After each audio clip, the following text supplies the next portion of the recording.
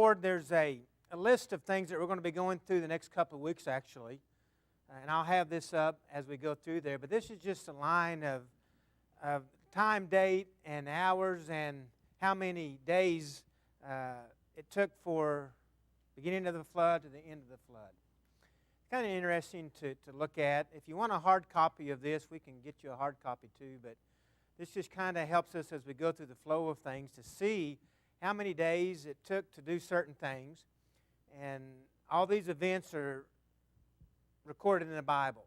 These aren't numbers that that men came up with. These are actually numbers that we'll find in Scriptures to show us the things that happened during the time that we're going to be looking at in 6, 7, 8, and 9, actually, of all the episodes of the flood and what it was able to accomplish. Again, last week, as I talked about, we looked at the life of Noah and how righteous he was, the things that he was able to accomplish. It says in verse 9, Noah was a righteous man, blameless among the people, and he walked with God. So before the flood, we see that one man was righteous, blameless, and he walked with God. When the rest of men were evil, every inclination of man, the thought of man was evil. So now we've kind of got an idea of Noah before the flood. What was the rest of mankind like before the flood? And we have pretty good evidence of that too. Every inclination of man was evil. There was violence on the earth that we're going to find out here in a minute. God looked upon the earth and saw how violent men were each other. What was the first violent act that happened to mankind? Do you remember that? Cain killing his brother. And from that point on, we see about 1,600 to 2,000 years of the earth progressing in this violence. We see the godly line and we see the ungodly line of Cain and the godly line of Seth. But we're going to see today that those godly and ungodly lines intermarried, and because of that, we see the sin was overwhelming in the world. Another thing that I want to look at as we see the flood account is to see the advantages that God gave man before the flood. Now, before the flood, the world was totally different. If we saw pictures of the earth and how it looked before the flood, we would not recognize it. Because of the massive amount of water that was on the earth, and because of the erosion, and because of the catastrophic things that happened that were taken away from the earth, we would not recognize the earth. And some people have tried to come up with the idea how the continents were set apart, and they've kind of pulled it together, and they've done the best job that they could do. But as we look at the Scriptures, and they tell us that everything was totally annihilated. All man, everything that God created was wiped from the face of the earth. And scientists have proven, Christian scientists actually, have proven that a massive amount of water at a particular time can cause great chasms. Mount St. Helens is a good example of that. We see the different layers of ground that scientists say, well, that's because the earth has been here 10 millions and billions of years, and we have those different layers of earth. Mount St. Helens did that in a number of days. And they examined both the layers and the layers of the earth and other places, and we can see that that was a true statement that much water could do great damage. We've also seen that there was not rain yet. Some scholars feel that before the flood there was a canopy over the earth, and that's where the water got the mist during the mornings. And in Genesis chapter 2, we already saw that the ground was fertilized and the ground was nourished by springs from the ground. So the earth not only was different in its appearance, but it was also different in the weather that they had. Can you imagine crops that were continually fed by spring waters, where there was no drought, where there was no storms, where there was nothing that would deter the growth of vegetation, what would the earth look like? And again, that was God's plan from the very beginning, wasn't it? Before the flood, we still see remnants of God's promise of the Garden of Eden to Adam and Eve. We see men are living longer. We see their vigor. We see the lifespans because of mammoths and put these resources, oil and things like that, coal, diamonds, could have happened and did happen, I feel, from this catastrophic flood that happened during this time. Now, I'm not going to spend any more time on that, but it's amazing to look back at the history of some of the things that happened because of the flood, because it did change. But beyond that, look at what man had during those 2,000 years. They lived in the climate of the Garden of Eden. Everything was given to them that God promised Adam and Eve. They had the plants. They had their jobs. They had companionship. They were given rules and regulations because later on we're going to find out that they were told not to eat meat. But after the flood, God's going to come down and say, I've given you green plants to eat, but now you can eat animals. You can eat meat. Now, you can go back into some historical times and you can find out some of the reasons that these individuals were considered evil, that every inclination of man was evil, and they were violent because they did not follow the laws of man given to God, given by God. We know that the first man that did that was Cain. Now, we don't have scriptures that show us that God came down and told Cain what to do, but it's very obvious God told man how to sacrifice because they were accountable on how they sacrificed. And God wouldn't make them accountable unless He first told them, right? So we can see very clearly that more than likely the world knew that they weren't supposed to eat meat. Now, was that one of the reasons that they were corrupted because they were eating meat? We don't know. 2,000 years of people not eating meat. Some lamb gets struck by lightning and they go out and they start smelling of it. That smells pretty good. I wonder what it tastes like. Scriptures don't tell us that, but possibly that could have happened because we know that they were commanded somehow by God not to eat the meat until after they got off the ark. Now, could that have been a sin that man was eating meat, eating blood? It could have been because Noah was instructed after the flood, make sure that you drain the blood and don't eat the blood from these animals. So we can just imagine how the world was like, not only the physical world, how different it was, and how profitable it was. I mean, God gave them the opportunity to do great things. And as we saw last week, there wasn't a lack of information on who all did this, right? Because Adam lived in the Methuselah's life and Noah lived in Methuselah's life up to the point so there was a verbal account of all this. So man should have known why they were living in fact, a beautiful place, the earth, and how it was being nurtured, and how things were growing, and how God was taking care of it. But they took advantage of all that, didn't they? They took advantage of that prosperity, and they decided that this world must be for me, so let's focus on me. Don?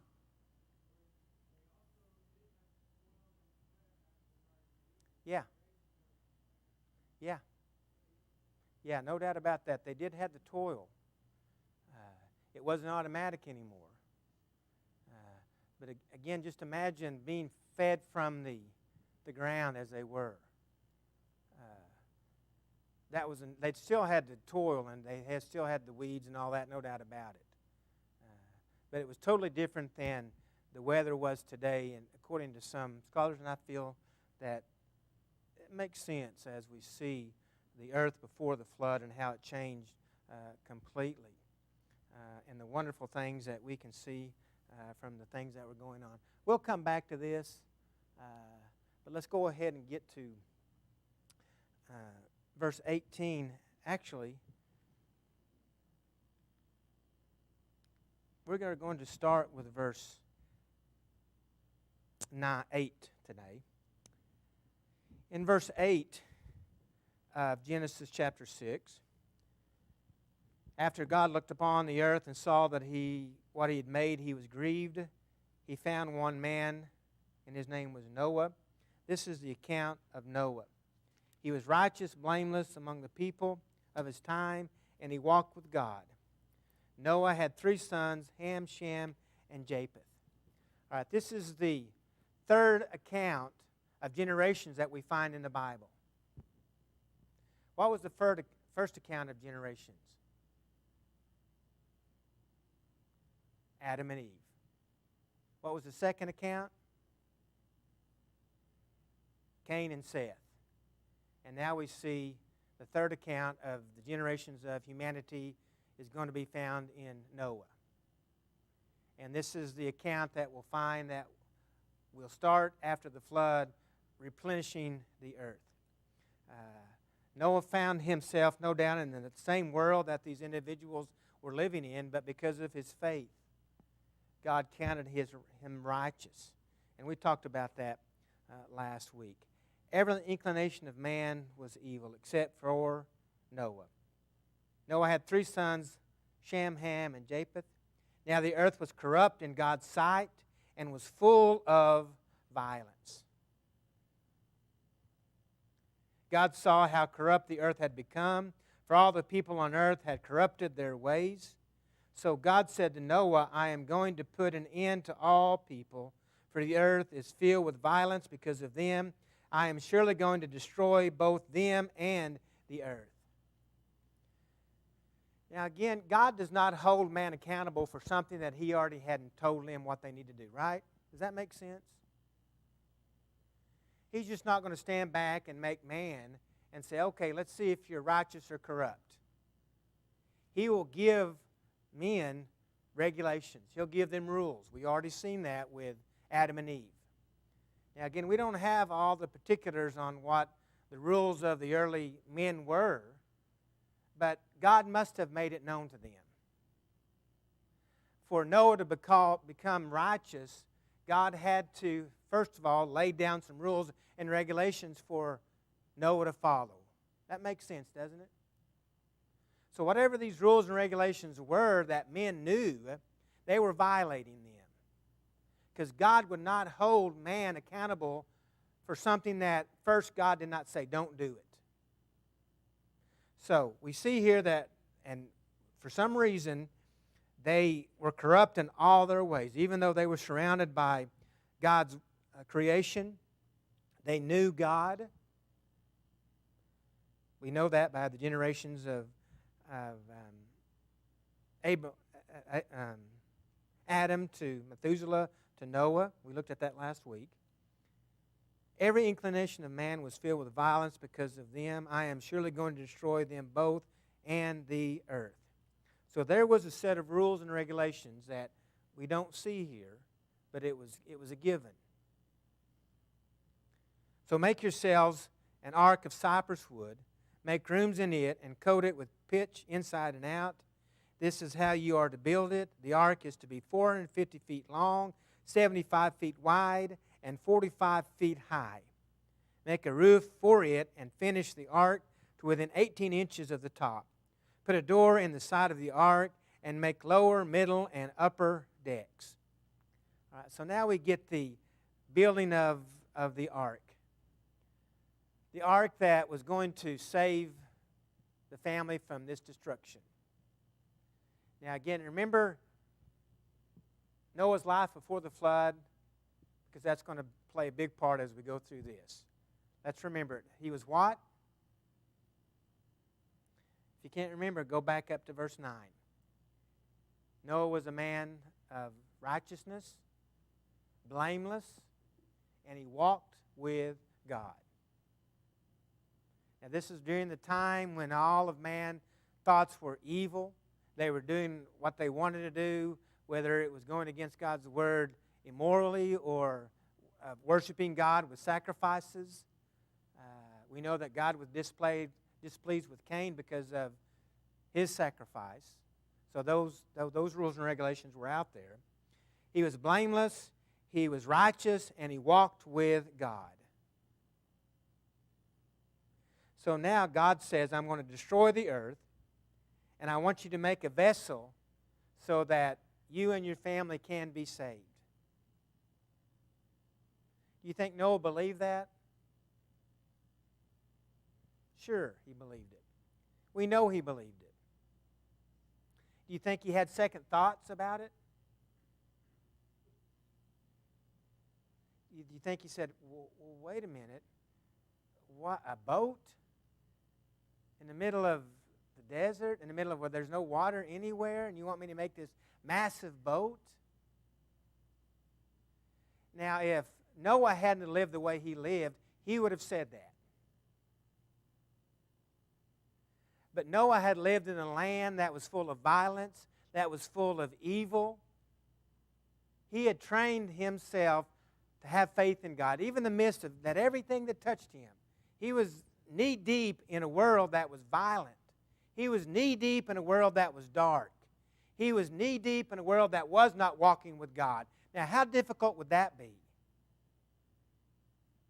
So now, the idea of building an ark, that was nothing. God, I've lived in this world and I've trusted in you, and it's been difficult. And we can imagine the difficulties that Noah must have had living in that kind of world. The ridicule, the laughter, the things that must have went on during those times that Noah stood firm, even before the 100 years of building the ark. We always talk about the ridicule that he had 100 years, which no doubt he did. But look at all those years before, those 500 plus years before that he lived, before the ark. Those are the years that made Noah ready to receive the work that he received on that day, right? When God looked down and saw Noah, he didn't say, okay, Noah, I'm going to automatically make you ready to receive my blessings and to receive my commandments. No. Noah had lived 500 plus years for this moment. And he'd lived righteous, and he lived blameless, and he lived walking with God all those years. Dale?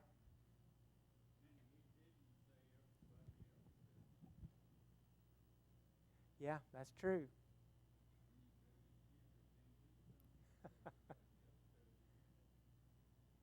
Yeah. Has anybody used that excuse before? Everybody else does it? Maybe we don't do it out loud, but many times Satan will convince us it's okay to do that. It's okay to think that way. Everybody else does it. Good point, Dale. Thank you for that. So now Noah had been preparing his life for this. It just wasn't something automatic. And that's what's so amazing about the life of Noah that I like to study about, is that many times we just focus on Noah and the ark, but look at the life before he built the ark, what he must have been like, living in that kind of world. Again, you think he listened to Methuselah? Methuselah was in his life for a number of years, hundreds of years actually, to that point. So when God told him to build this, we don't see any flack at all from him. He was ready. He believed that the world was going to be destroyed. We don't see him arguing like Abraham didn't argue, but he tried to come up with a different idea for Noah or for God when they were going to destroy Sodom and Gomorrah. We see here Noah listened to it, and in verse 17, I am going to bring floodwater on the earth to destroy all life under the heavens, every creature that has the breath of life in it. Everything on earth will perish. But I will establish my covenant with you, and you will enter the ark, you and your sons and your wife and your sons' wives with you.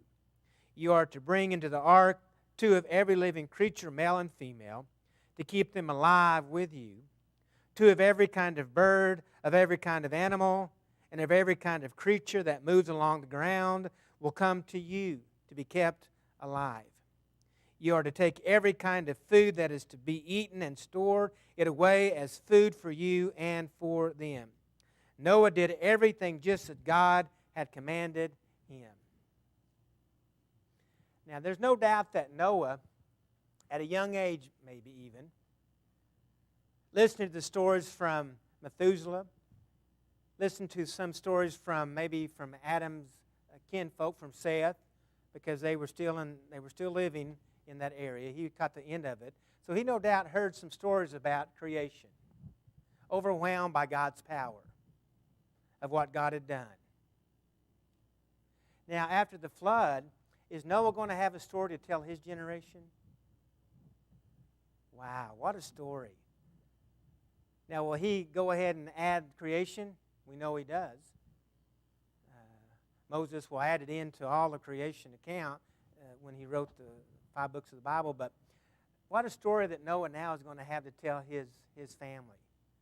He doesn't know it quite yet. But we see him getting introduced to this wonderful, effective teaching tool that will be for all mankind. How many of us have been affected by the flood? The story of the flood. Did Jesus believe in the flood? We know he did. Because how many times did he talk about, in the days of Noah, people will be eating and drinking, and suddenly the Son of Man will come like in the days of Noah. So Jesus believed in the flood, didn't he? No doubt about it. In fact, you can look in all the areas of the world, even those that don't have Christianity, and they have an account of a flood upon the earth. The evidence is so clear. Man doesn't have a reason, as we've seen in Romans. Man has no excuse not to believe that there is a God. But because you can go to every aspect of our earth, anywhere on the earth, even to the highest peaks of the mountains, and you can find fossils. Fossils that in one area relate to something on the other side of the earth that are the same thing. And the only way that could have happened is if there was a universal, complete covering of the earth of water. So Jesus believed in the flood. He talked about it. Peter talked about it. In 1 Peter chapter 3, when he said, now you're being baptized for remission of your sins just as you were saved, just in a Noah day as they were saved. Yes, Gary? Who? Oh, yes. God created man and woman. But if you'll notice, it said for him to take male and female. Didn't say take female, female, male, male, male and female.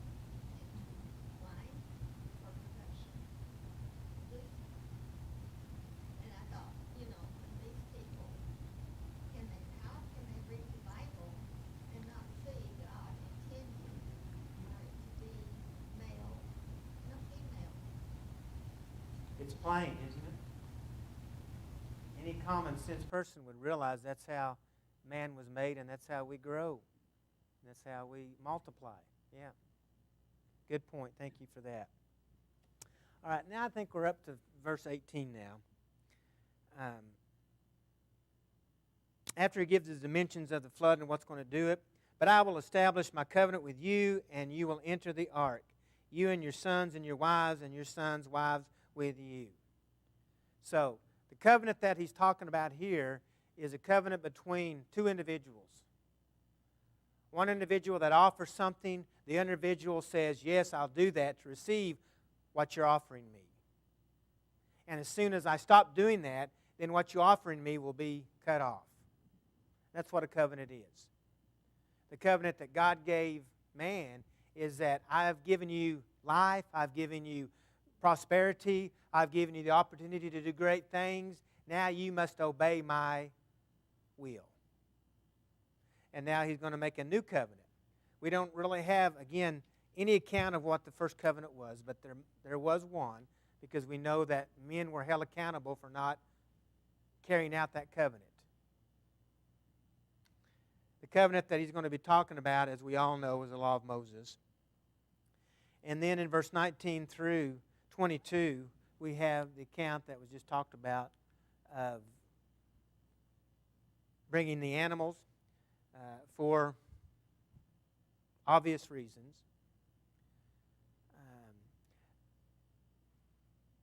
God did not say that He was going to destroy the earth and not start from the beginning. He says, I'm going to destroy everything, but I'm going to make a new covenant with you. And He gives the opportunity for Noah here to make the right decision, which he's done for 500 plus years anyway, to obey His commandments. And verse 22 says, Noah did everything just as God commanded him. That's no surprise. We've already seen in verse 9, he was a righteous man, he was blameless, and he walked with God.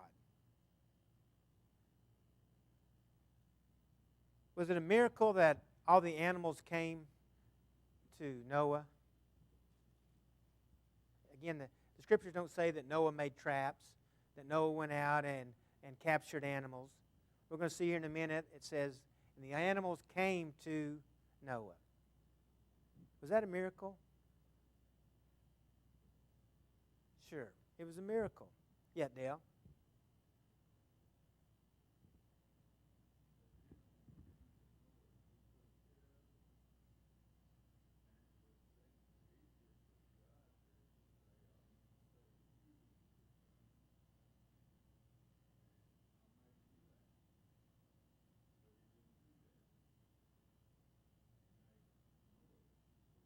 Yeah. Could God have stopped the digestive system of the animals on the flood, in the ark? Would that have been a lot easier for Noah and his kids if he'd have stopped that digestive system? It would have. But we know that it didn't because God commanded them to take enough food for everything to do that. Yes, Don?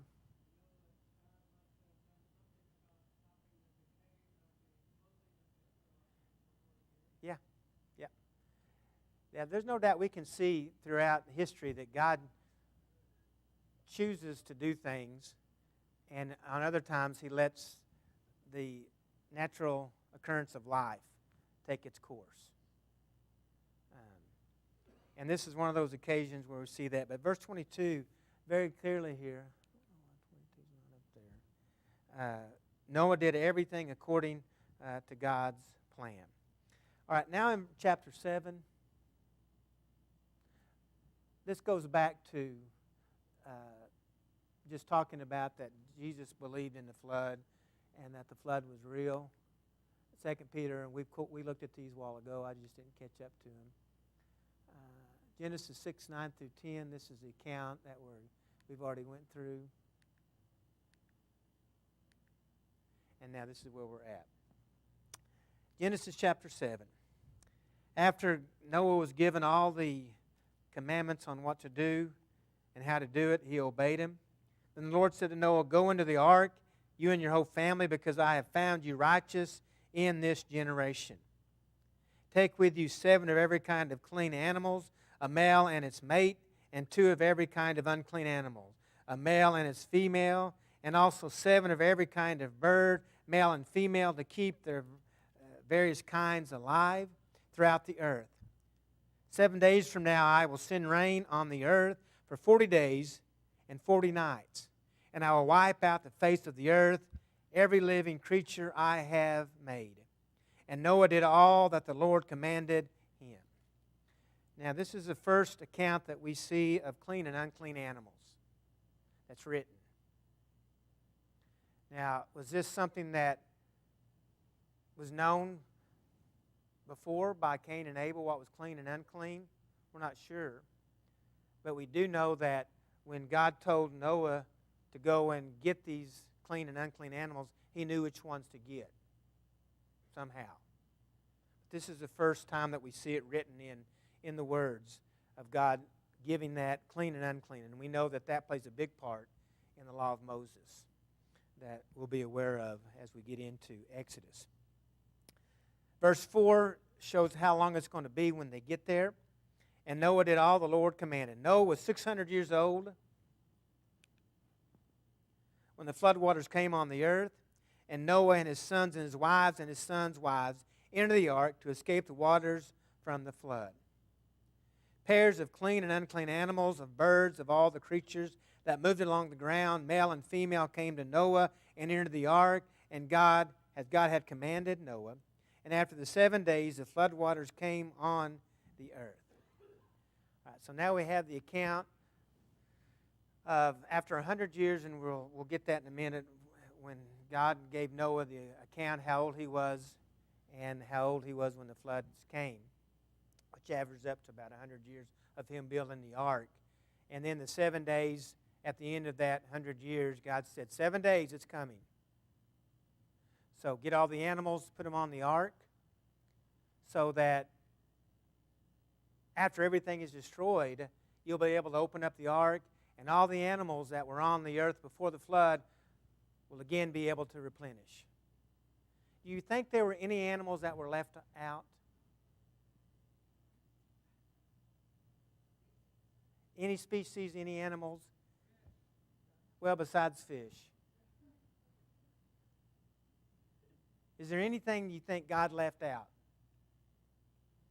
According to the Scriptures, it doesn't say that. According to the Scriptures, it says that God chose two of every animal, male and female, right? So we have to count that was every animal on the face of the earth. Now, this goes back to these individuals that say the earth is billions of years old, and they prove it by digging up bones from dinosaurs and finding big mammoths or big saber-toothed tigers or big turtles and all these accounts. So how does that coincide with the Scriptures telling us that man had dominion over animals? I struggled with this for a long time as a teenager, because just as all kids do, I was fascinated by these huge dinosaurs and movies about huge dinosaurs. And I mean, I was just amazed at that. But then as I got older and started reading the accounts of creation and what creation represented, where do they come up with the bones that they find? Where do they come up with these huge animals? Well, it makes sense. Man lived to be almost 1,000 years because of the environment.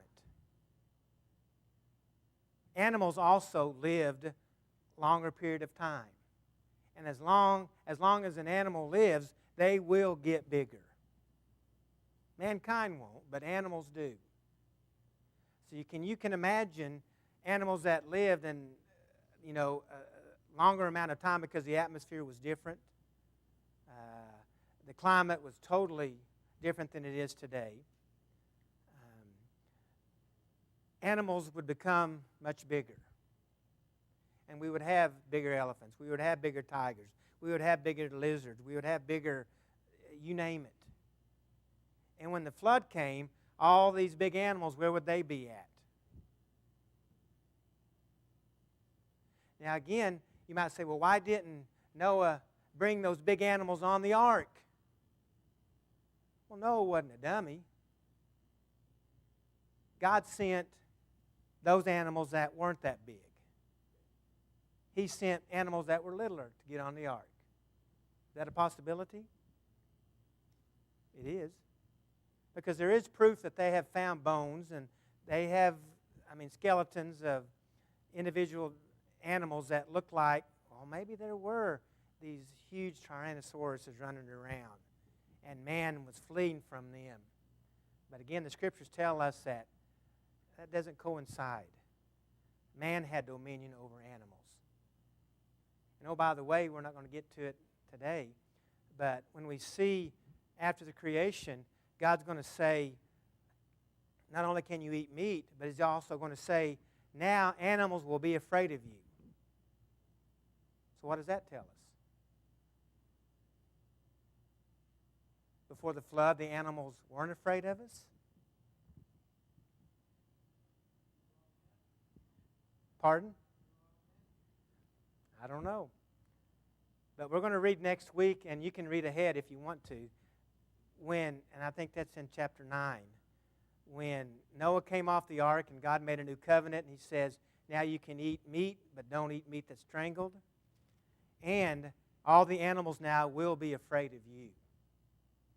So, What was it like those 2,000 years before the flood, where animals weren't afraid of man? Cindy?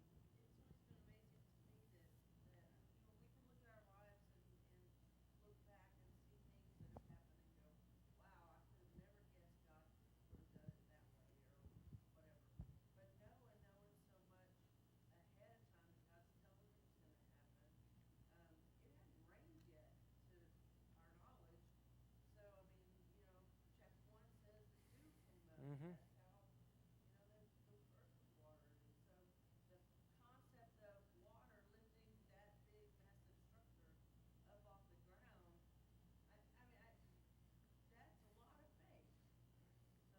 Yeah.